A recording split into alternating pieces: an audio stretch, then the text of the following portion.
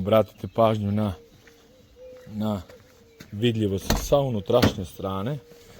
A veoma bitna stvar, postoje na tržištu mnogo mutne folije, ovo prednja šoferka nije zatamnjena, a pazite ovo, 70%, vidite, skoro sa unutrašnje strane da nema razlike.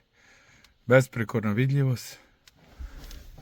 Evo, besprekorna vidljivost. Hajde da vidimo 95%. Vidite, razlika. Sa unutrašnje strane ta razlika je toliko mizerna.